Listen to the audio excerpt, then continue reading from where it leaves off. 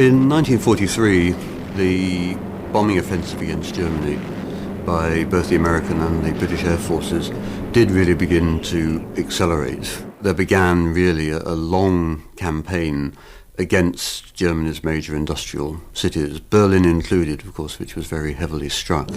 And this destruction was monumental. It was like nothing they'd seen before. Much of Europe lay in ruins.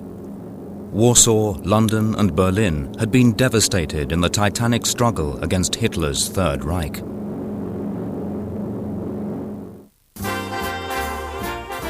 But the United States had remained untouched. New York, America's city of skyscrapers, had escaped the ravages of the Second World War. New Yorkers, largely unmolested by the war many thousands of miles away, continued to go about their business. The Giants were having a good season, and all was quiet on the home front in America. 56,000 fans have wedged themselves into the Polo Grounds to watch the professional Giants tangle with the Green Bay Packers. But New York City's mayor, Fiorello LaGuardia, became aware of growing threats to the security of New York and tried to warn people without causing panic. Every man, woman, and child must know what to do and when to do it in the event of an attack by a foreign enemy. We must all make sacrifices, but we are going to win this war. The Nazi High Command believed that America was unprepared for air attacks against its civilian population. A massive strike on New York could be a way of knocking them out of the war. In 1942, Field Marshal Hermann Göring, Hitler's second-in-command and head of the Luftwaffe, ordered the development of a top-secret aircraft, one capable of flying to New York and dropping a bomb. The plan, codenamed Project 1061, was headed by the famous aircraft manufacturer and personal friend of Hitler's, Willy Messerschmitt. Messerschmitt had come up with a plan to build an aircraft that he hoped could reach the continental United States.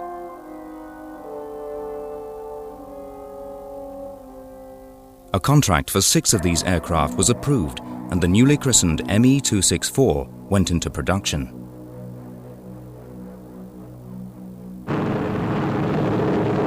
But by the beginning of 1943, the Allied bombing offensive was in full swing. Once the Americans had joined the campaign, they were absolutely clear that the only way to achieve air superiority over Germany was to actually attack the Luftwaffe itself and the Luftwaffe industries. From 1943 onwards, the German aircraft industry was very heavily and destructively hit. By chance, during one such raid, almost 300 bombers targeted Germany's Lechfeld aerodrome, home of the Messerschmitt's Me-264.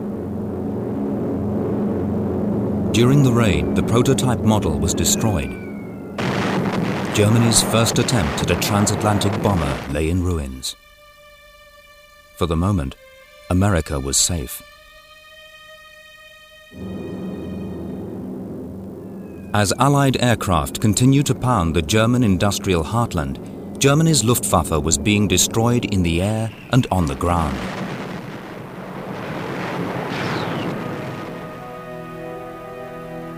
Göring's Luftwaffe was now almost a spent force. By 1943, there's no doubt that Hermann Göring, who'd been one of the favourites of the party and the kind of star in the early stages of the war, had really begun to lose his influence with Hitler. Increasingly out of favour, Göring was fighting losing battles against the Allies, a growing number of political rivals, and a strong dependency on morphine. Hermann Göring slipped deeper and deeper into his morphine addiction. The activities of his Luftwaffe were being taken care of by a group of senior officers who called themselves the Club. The leader of this club was a highly intelligent, highly decorated, very daring officer by the name of Oberst Siegfried Knemeyer.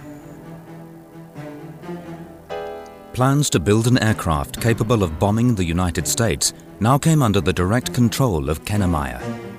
he knew that time was running out for the German military and sought out wonder weapons that could turn the tide of war. Another milestone in the United Nations march to victory was reached when the British Army rolled into Belgium. The liberation of this nation broke the shackles that enslaved the Belgian people during 4 years. Adolf Hitler wanted to fight on and enthusiastically ordered the launch of V-1 rockets against England.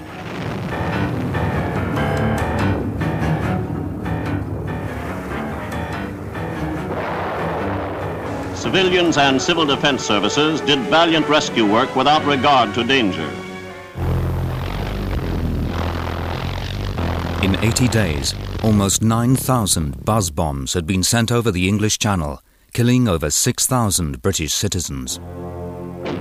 Then came the V-2s, Germany's latest and even more deadly vengeance weapon. But what Hitler wanted was a strike against America, a strike of unprecedented ferocity, and Siegfried Kennemeyer was given the job to see that it was carried out. Kennemeyer's plan to come up with an aircraft capable of bombing New York City.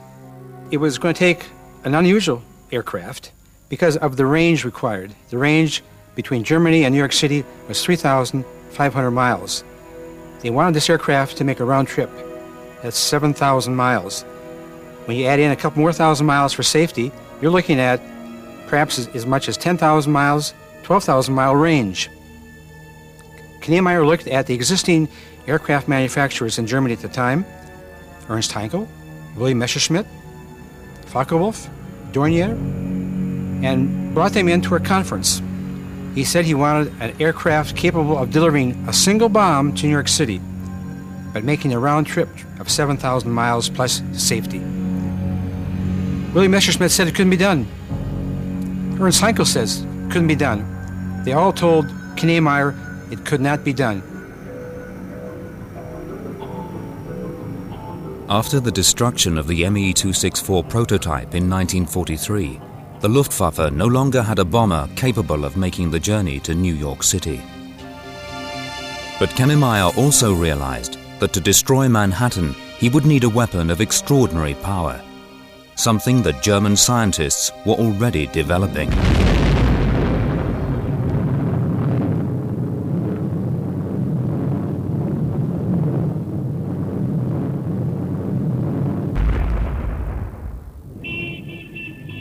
By late 1944, New York had become a target of the Nazis.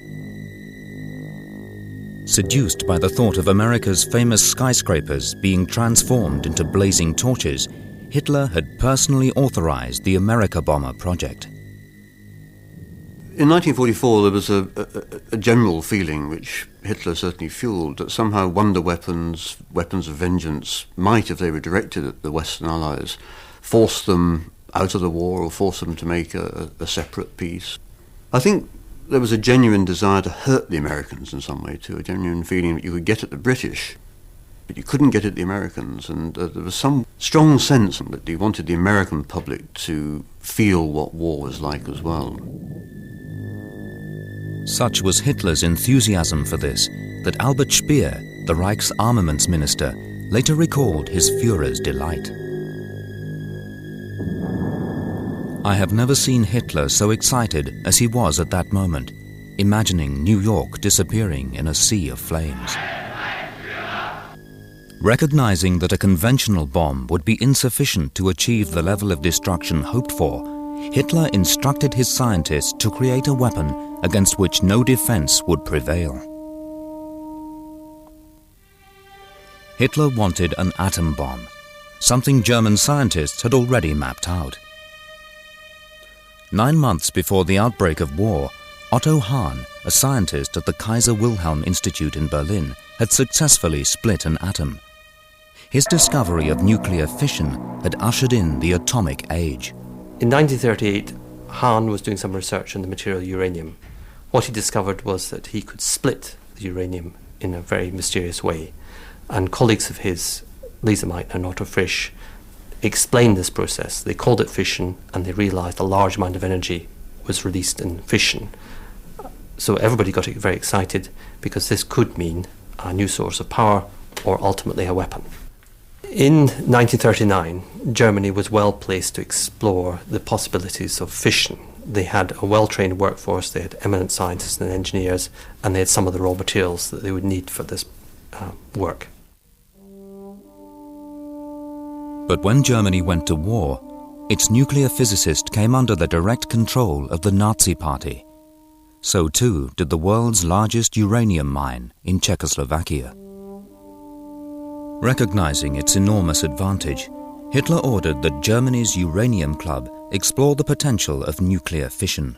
The uranium club was set up in Germany to bring together the different scientists and administrators who had an interest in nuclear fission, to get them to decide on the priorities and get them to set up the experiments that would give the information needed to develop nuclear weapons. This group of scientists included Werner Heisenberg and Otto Hahn. Whilst continuing to develop an atom bomb, the scientists also began work on other more rudimentary nuclear devices. We knew that Hitler had a plan that involved some sort of radiated bomb. He had talked about it from time to time in public speeches, where he called it his V4, and that he said it was a device so powerful that it could kill every living thing within 2 to 5 miles. We also know that Göring and Hitler were talking about this device. And so we have to assume that Knemeyer also knew the wishes of his Führer through Göring. Nazi experiments carried out on the toxicity of radioactive material in 1941 and 42 suggest that the Nazis were indeed working on various forms of radioactive devices, more commonly referred to today as dirty bombs. This device, believed to weigh approximately 5,000 pounds, was wrapped in radioactive sand. Had it been detonated over Manhattan, it would have spread radioactive fallout over a large area. If that bomb had been airburst over the city at maybe 10 to 15,000 feet, then the radioactive sand or silica encasing the bomb itself would have been able to spread, particularly if released somewhat upwind, far and wide over the city. Depending on the degree of irradiation of the material surrounding the bomb casing and how many people were exposed to it at the time of explosion, it may not have killed a lot of people, but it may have made people very sick. And it's hard to predict what the total result would have been. As a political weapon, in order to sue for peace, to sue somehow for a more favorable outcome for Germany.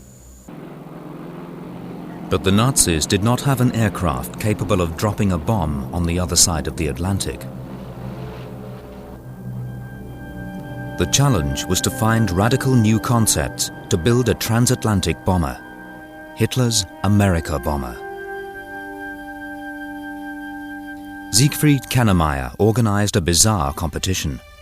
Top aeronautical engineers of the day were asked to come up with ideas. Knemeyer finally opted to go with 3 of them. One was an old friend named Reimer Horten. Reimer Horten had designed all-wing sailplanes beginning in the 1930s. In fact, Siegfried Knemeyer had a favorite Horten aircraft that he flew from time to time. Siegfried Knemeyer also turned to a rocketeer by the name of Eugen Zanger. At one time, Eugen Zanger had proposed a piloted, reusable, suborbital bomber. The third person he had asked for an America bomber, as Siegfried was calling it, was Wernher von Braun. Wernher von Braun came from a very wealthy, academic-oriented family. Highly educated, highly motivated. He was interested in rockets from the age of 17. Germany's fascination with rockets had begun back in the 1920s, when a wave of rocket fever had swept through the country. After its defeat in the First World War, Germany had signed the Treaty of Versailles, which had imposed severe limits on the production of armaments.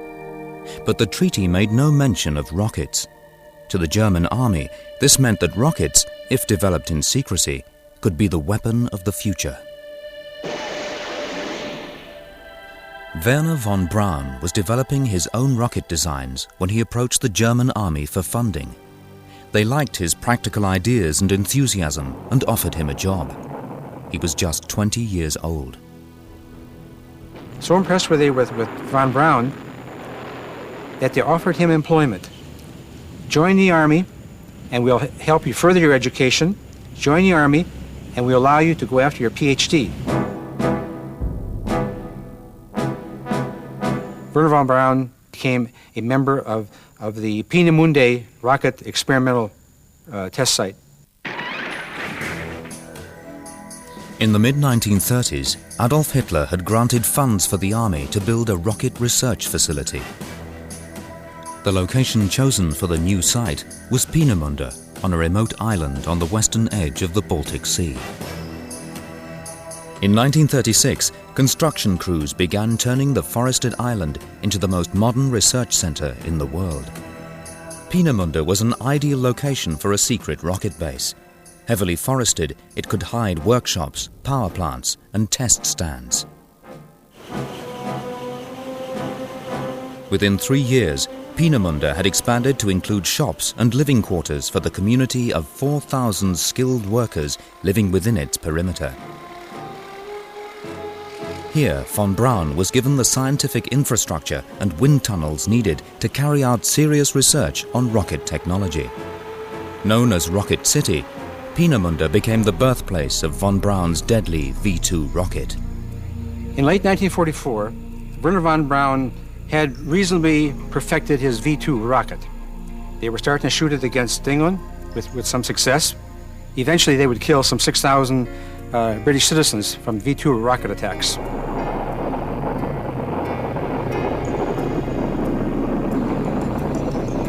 Von Braun and his boss, General Walter Dornberger, were never satisfied with a 200-mile range of the V-2. They were always seeking ways to increase the range of the V-2 rocket.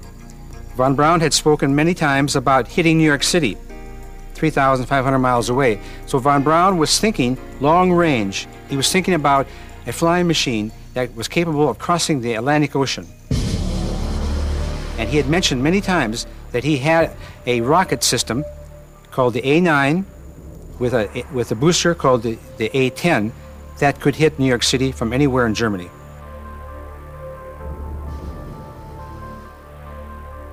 But Werner von Braun was not the only rocketeer in the race to build an aircraft to carry Hitler's warhead across the Atlantic.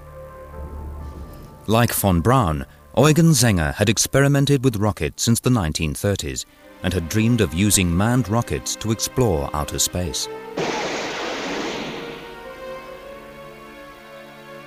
Inspired by German films depicting huge rocket ships reaching the unexplored corners of the solar system, Sänger, an Austrian, had emigrated to Germany in 1937 to pursue his dreams. Initially, Eugen Sänger's research work was into a commercial rocket transport that could fly between Tokyo and Berlin, between New York City and Berlin. However, that was all scrapped as soon as Hitler declared war on Poland. Being an opportunist, Eugen Sänger felt if I could somehow change this commercial transport into an orbital rocket bomber, I could continue my research. By the time Sänger had a chance to convert his rocket plane design into the America bomber, it was late 1944. Unique in several ways, his conceptual vehicle was reusable and employed a revolutionary launch system. Eugen Sänger's idea for a horizontally launched rocket plane was novel, brand new, fresh. It was reusable. It could be set up any place. It didn't require the thousands of people it required to launch a V-2 rocket. Sänger's horizontally launched rocket could be done with several hundred people. And the turnaround time was in matters of hours, not days, as von Braun's A9, A10 combination would require.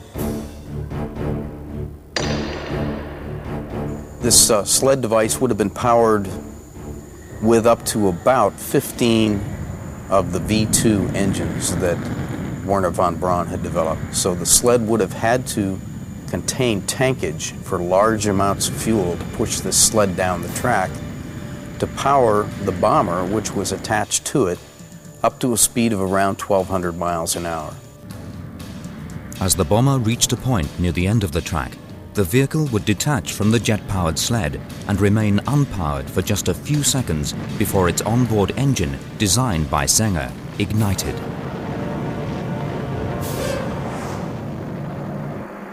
And it would have burned an onboard load of fuel weighing about 90 tons and pitched up to about a 60-degree climb angle and remained under powered flight for approximately 3 to 4 minutes until the fuel was exhausted. At that point, the aircraft would pitch over, and because of its forward speed and centripetal force, would go into what is in effect a low Earth orbit at roughly 115 to 120 mile altitude. At roughly 100 feet long and with a 40-foot wingspan, Sänger's craft was designed for hypersonic flight, meaning it could reach a speed of almost 14,000 miles per hour. And somewhere over Pittsburgh, Pennsylvania, this bomb internally in the bomb bay would be released in a ballistic arc designed to hit New York or Washington, D.C.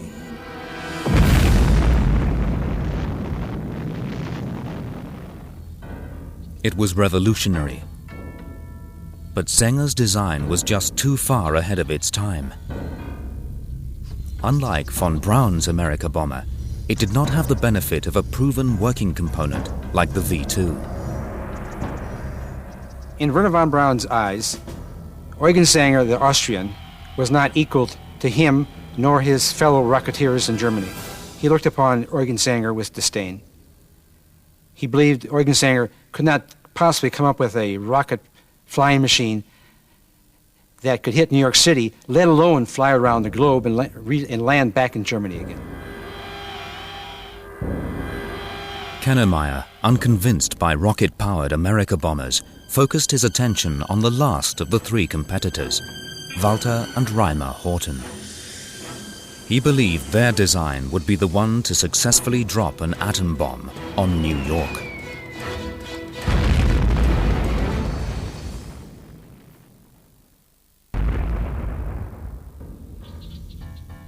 In 1944, the Nazis planned to build an America bomber capable of crossing the Atlantic and striking New York. The man in charge of the plan, Siegfried Kennemeyer, now turned to the Horten brothers.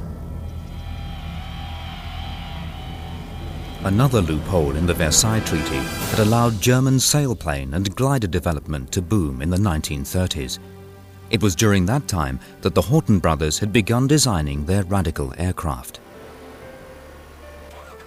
Walter Horten, a fighter pilot in the Battle of Britain, had transferred to Fighter Command in Berlin. There, he tirelessly promoted his younger brother Reimer's all-wing aircraft designs.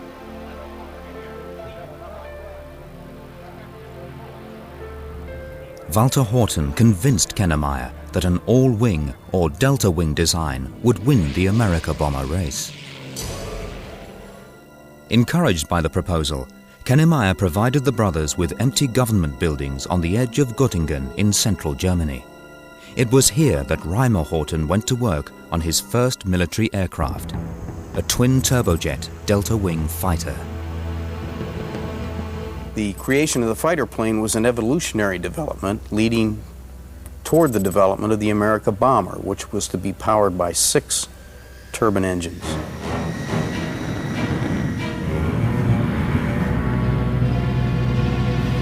And the reason that the Horten brothers felt this aircraft would be able to reach the United States was that the flying wing as a design had no fuselage or tail assembly. This made it roughly 20 to 30% more efficient. And if they could design an airframe that held enough fuel, they felt that they'd be able to reach the United States, successfully bomb either New York or Washington.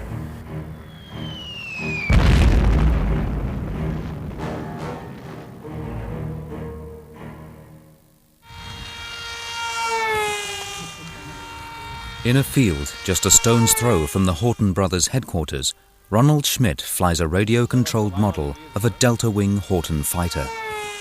First I heard about the Hortens was, I saw a photo of the Horten 5 and I asked, what is it, a kind of plane? It looks very modern. And my dad told me this is 50 years ago. My grandpa was working with the Horten brothers here in Göttingen. You asked me about what the Hortens thought about war and stuff like that. I think they only used the military thing to construct their own planes and to flying planes. The Horten brothers felt that their all-wing design was much more efficient than other planes being used at the time. Because it had no tail, the all-wing design had less drag, and that meant it could fly further with less fuel consumption than conventional aircraft. Kennemeyer was convinced that the Horten Delta Wing concept was right for the America Bomber project and issued the order for work to proceed on an enlarged version of the HO-9 fighter. Horten's new bomber was called the HO-118. The aircraft, to be made out of wood instead of radar-reflecting metal, was a delta wing 132 feet wide, had 6 jet engines, and was capable of flying at 600 miles per hour. Even today, the images of this design mirror the most advanced aircraft technology of the 21st century. As the 3 competitors worked independently on their dream machines, the war was going badly for Germany. In 1943, more than 100,000 German soldiers died in the Russian winter as Hitler's 6th Army had finally surrendered at Stalingrad. Hitler's need for vengeance weapons had never been greater. Werner von Braun, the Horten brothers, and Eugen Zenger were now in a race against the clock, against each other, and against an ever-growing Allied bombing campaign.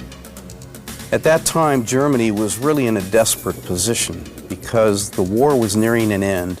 Strategic bombing philosophy was very effective. It was taking out ball-bearing plants, synthetic fuel plants, railroad marshalling yards, and just completely interdicting the Germans' capability to conduct war.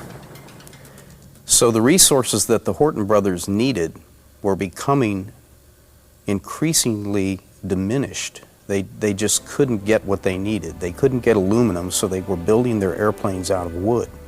They were having difficulty getting engines because the Germans couldn't produce turbine engines because of the lack of high-temperature alloys to put into the turbine blades. And so it was harder and harder to make war and to build these aircraft.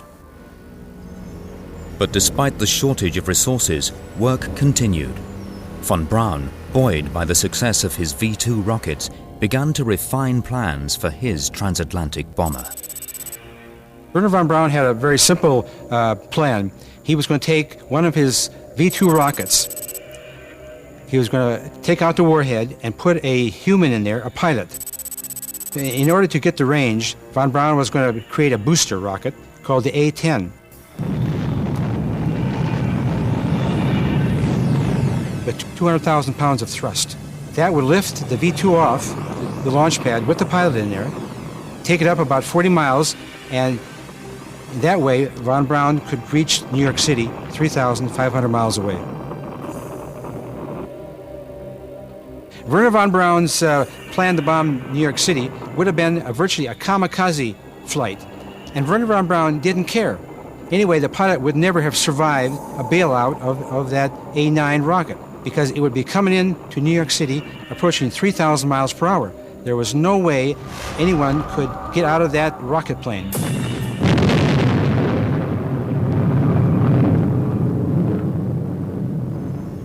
Unbeknown to Braun, the future of his rocket was in jeopardy. British reconnaissance had identified the location of the rocket city at Peenemünde, and encrypted messages and launch activities at the base were being closely monitored. We knew about the developments in Peenemünde both by aerial photography, which probably was ordered as a result of our intercepting message traffic about what was going on there. Then the Allies decided to act. On the night of the 17th of August 1943, the Royal Air Force amassed 500 heavy bombers and attacked Peenemünde. Their mission was not simply to destroy the base, but to kill the scientists and key people working on Hitler's vengeance weapons. The raid was launched in complete secrecy. Even the true nature of the target was not revealed to the bomber crews.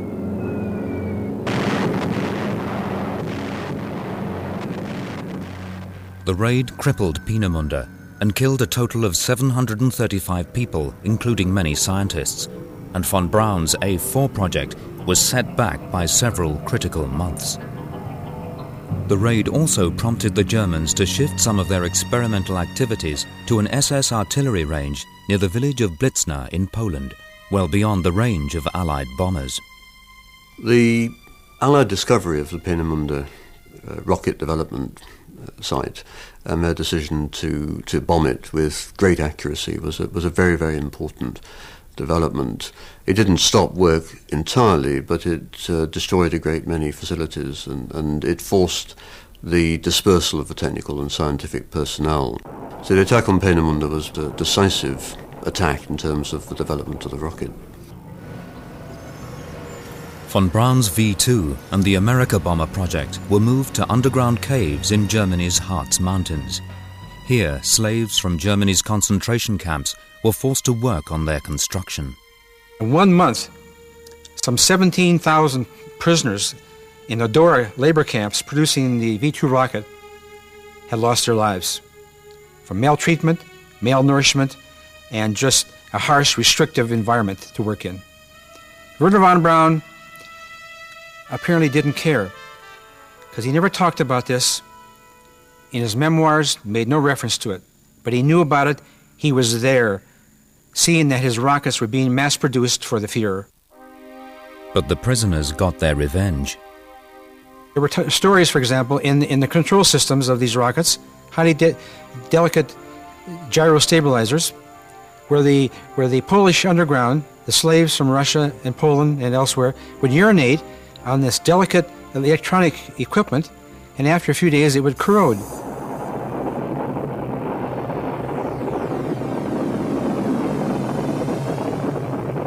So the rockets, if they were shot off a week later after being mass-produced, they would go out of control and crash. It's estimated maybe a third of the rockets sent against England ever made it there.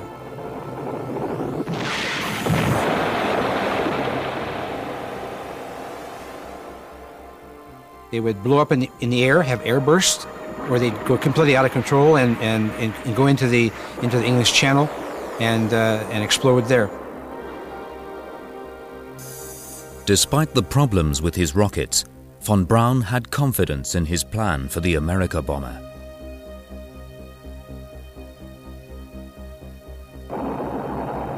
By late 1944, he had added wings to the V2, and in December had test-flown his prototype America bomber, the A4B.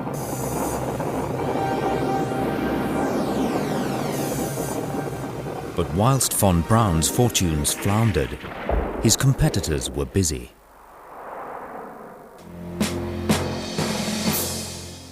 North of Hanover, in the dense pine forests, Eugen Zenger worked day and night on his rocket. Cloaked in secrecy, even high-ranking German officials didn't know the exact details of his mission, or for that matter, the fact that the research project even existed. Zenger's secret facility still stands today. Eugen Zenger's son, Hartmut, visits the buildings where his father worked on the America bomber project. He remembers his father as a man with one ambition in life, one that had nothing to do with bombing New York. My father was a man who was never at home. He and my mother, for they have been both researchers. His dreams has been to travel to far space. He wanted to develop the technology to realize this, to go to orbit, and from orbit to go with the relativistic effect of Einstein to the next stars. This was a model my father designed in 1938. It was the first hypersonic model. Hypersonic means it was for speeds about Mach 5, about more than 6,000 kilometers an hour. Also hidden away in a secret facility, the Horton brothers' Delta Wing America bomber was beginning to take shape. Set back by failures to their HO-9 fighter version of the craft, work on the larger model had been slow to begin. In workshops in Göttingen, the brothers had refined their design, incorporating twin stabilizers to the aircraft, and at Mühldorf, a new hangar was being built to house the jet. Like von Braun's project, the Hortons' hangar at Mühldorf was being built using prisoners from concentration camps. As the hangar began to take shape, the Hortons' Delta Wing America bomber looked set to become the first in Hitler's race to hit New York.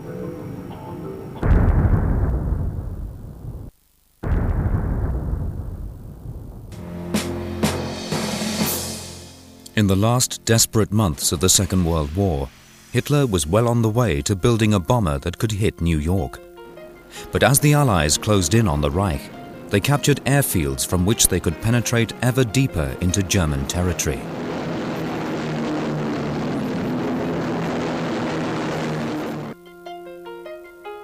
The hangar and camps at Mühldorf in southeast Germany, where the Horten brothers were building their Delta Wing America bomber, now became a target. Just as the complex neared completion, 35 Allied bombers, escorted by 100 fighters, attacked. The hangar was destroyed, and with it, the Hortons' dreams of building their America bomber. For the third time, Allied airstrikes had crippled Hitler's plans to build a transatlantic bomber capable of delivering his deadly weapon. By spring 1945, Hitler's plans to bomb New York were in real trouble. The Allies advanced into Germany, and both Russian and American forces raced towards Berlin.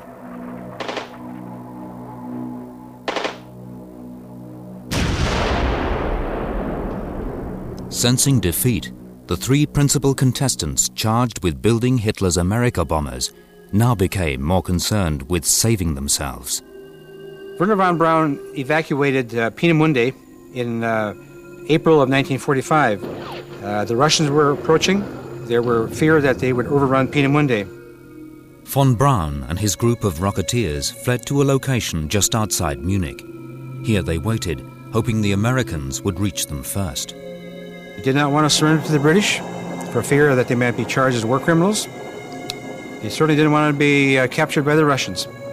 So they said, we'll wait for the Americans to arrive.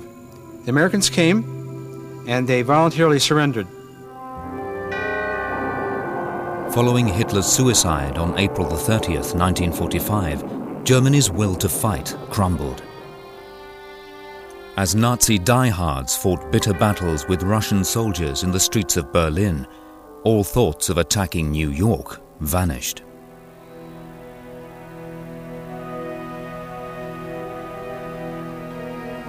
Despite leading the world in nuclear physics back in 1939, the scientists of the Third Reich had failed to develop a program capable of producing an atomic bomb. At the end of the war, the Germans had got some of the way there in terms of understanding the technology and the kind of things they would have to do, but they had not developed a lot of these processes on an industrial scale, which is what they needed to do to make a weapon. It's often thought that the Germans were a long way away from producing an atomic bomb, but we need to be aware that there was an atomic research and development program in Germany, that it was well advanced, and that they were capable by the end of the war of producing bombs with some radioactive content. In August 1945, the Americans achieved what the Nazi scientists had failed to do, and dropped the world's first atomic bomb.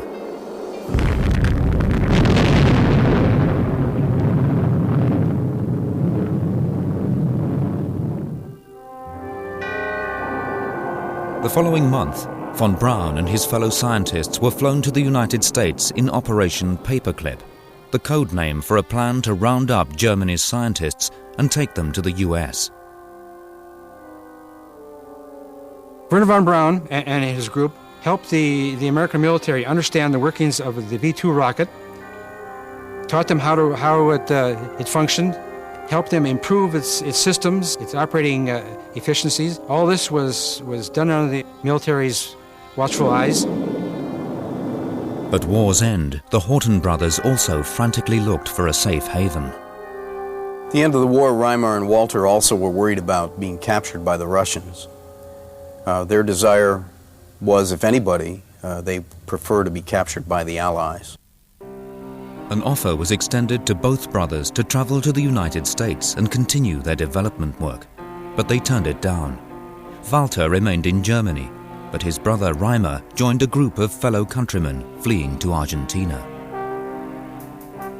He was employed there in the development of a series of aircraft. He continued both his sailplane development and also the creation of a large 4-engine piston-powered transport flying wing design, which actually flew. It was not successful commercially. Like the other competitors, Eugen Zenger decided to leave Germany and fled across the border into France. There he accepted an offer from the French to work on the supersonic ramjet engine. After several years, Zenger went to work for the Egyptian president Abdel Nasser. There he was linked with a controversial plot to attack Israel. It is alleged that Eugen Zenger, when he left France, took along with him rocket plans that he took to Nasser of Egypt, and Nasser of Egypt had plans to develop this into an offensive rocket against Israel. The Israeli intelligence found out about Eugen Zenger's consulting work with Nasser and made it public. Zenger's reputation never recovered. The only work he could find was lecturing students at the University of Berlin. He became sick from this, for he was always struggling for his idea to go to space, and he wanted to make this without politics. He just was an engineer and wanted to realize his ideas. Incensed by the destruction of his cities by Allied bombers, Hitler had hatched a plot to build a transatlantic bomber to hit New York.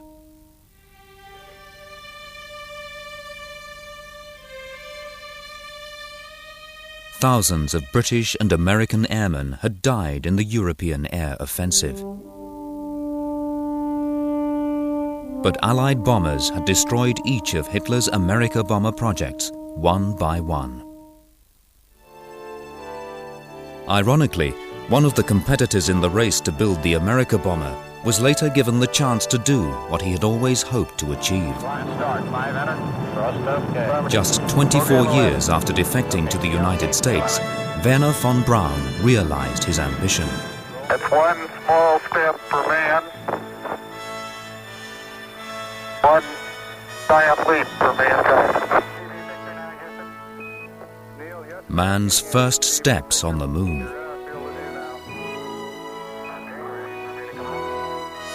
Wernher von Braun, the scientist responsible for Hitler's vengeance weapons, had designed America's Saturn V, then the world's largest and most powerful rocket ever built. Hitler's plan to strike New York had kick-started the development of some of the world's most technologically ambitious machines. According to his son, Zenger's suborbital bomber was by war's end at least 20 years from becoming a reality.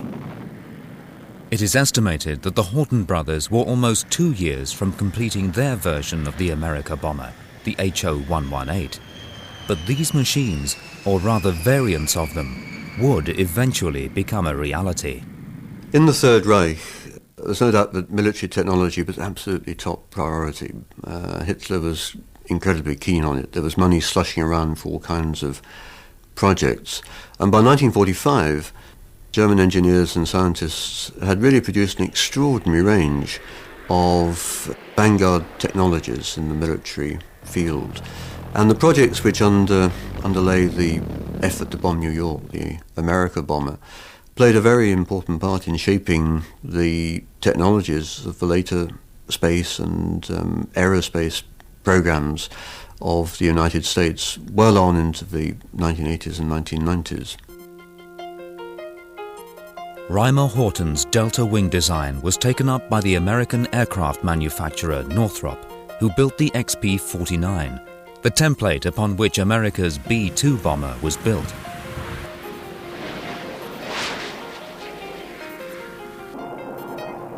The V-2s of the Second World War evolved into the rockets that had taken man to the moon and the intercontinental ballistic missiles of the Cold War.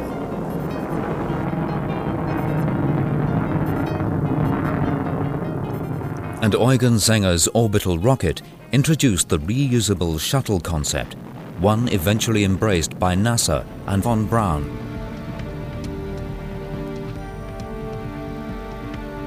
America's huge armament and space programs of the 20th century have grown out of the technologies pioneered by the men tasked with destroying New York.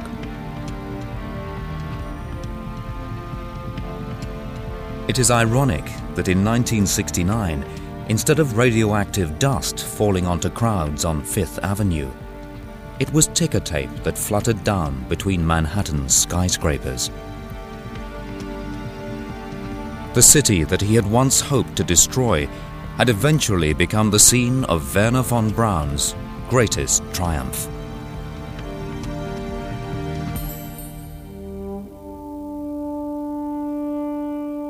Find out more about Hitler and his terror machine at channel4.com/history. Next Monday at 8, Bug Attack discovers the most deadly and disgusting insect on the planet. Nice. Next tonight, our winning civilian pilot faces his toughest challenge yet, and we relive the drama of the Battle of Britain. Spitfire Ace.